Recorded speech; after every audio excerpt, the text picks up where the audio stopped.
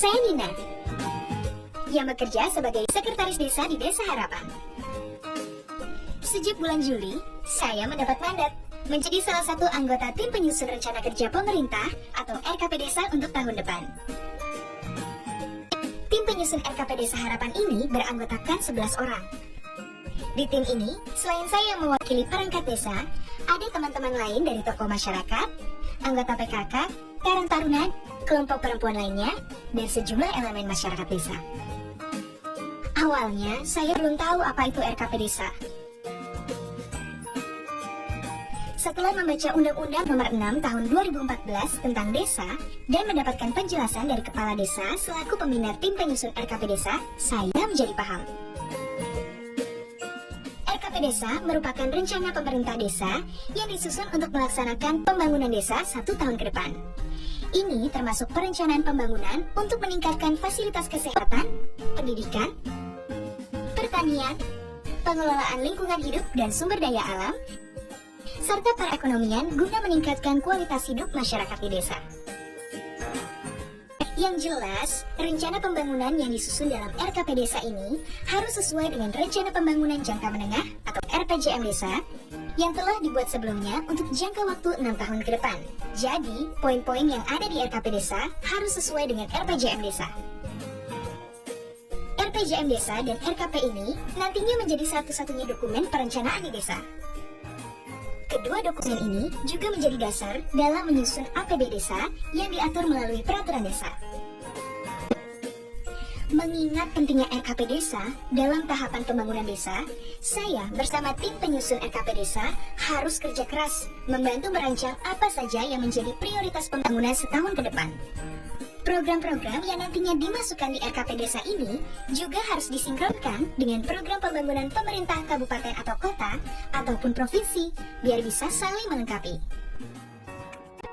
Selain RPJM Desa, tim penyusun RKP Desa juga harus mencermati kas desa yang didapat dari pendapatan asli desa, alokasi APBN, APBD, pajak dan retribusi daerah, dana perimbangan kabupaten atau kota, hibah atau sumbangan pihak ketiga yang tidak mengikat, serta pendapatan desa lainnya yang sah.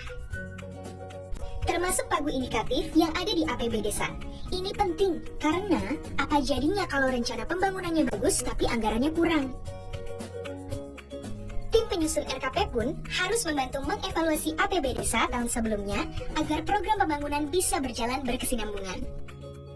Yang tak kalah penting, tim penyusun RKP Desa juga harus memprioritaskan potensi desa seperti bidang pariwisata, perdagangan, perikanan, ataupun pertanian. Potensi desa yang ada bisa dijadikan alternatif untuk membentuk badan usaha milik desa biar bisa menambah pendapatan asli desa.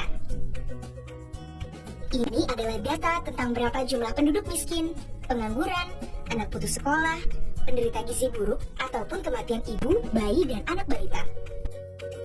Kalau jumlahnya meningkat drastis, RKP Desa bisa memfokuskan pada masalah tersebut. Misalnya, kalau ternyata tiba-tiba jumlah gizi buruk di suatu desa meningkat dengan pesat, tim penyusun RKP Desa bisa merancang program pembangunan fasilitas kesehatan atau penyediaan makanan bergizi. Walaupun di dalam RPJM Desa tidak ada, program tersebut bisa dimasukkan dalam RKP Desa karena masuk dalam kategori rawan dan butuh penanganan secara cepat.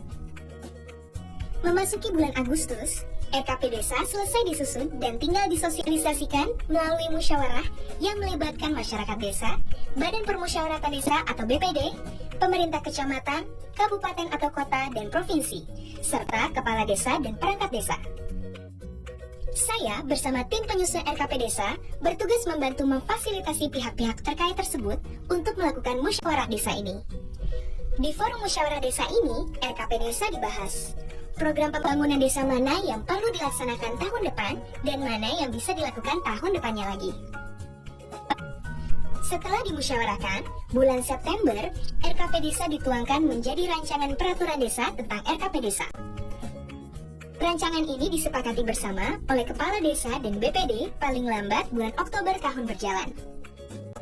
Lalu, rancangan ini disampaikan oleh Kepala Desa kepada Bupati atau Wali Kota melalui camat paling lambat 3 hari sejak disepakati untuk dievaluasi. Bupati atau Wali Kota pun dapat mendelegasikan evaluasi rancangan peraturan desa ini kepada camat. Nah, baru setelah dirasa memenuhi syarat, peraturan desa tentang RKP Desa dapat ditetapkan paling lambat tanggal 31 Desember tahun anggaran berjalan. Setelah disahkan, peraturan ini bisa dijalankan untuk 1 tahun ke depan, yakni mulai bulan Januari hingga Desember. Sebagai pelaksana pembangunan desa, pemerintah desa wajib memberitahukan kepada masyarakat mengenai peraturan desa yang mencakup pembangunan desa selama setahun ke depan yang telah disepakati bersama antara masyarakat dan pemerintah desa.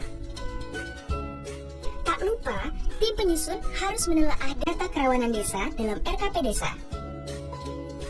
Pemerintah desa juga harus mensosialisasikan pelaksanaan dan pertanggungjawaban pembangunan ini pada setiap semester, yaitu bulan Juli dan Januari.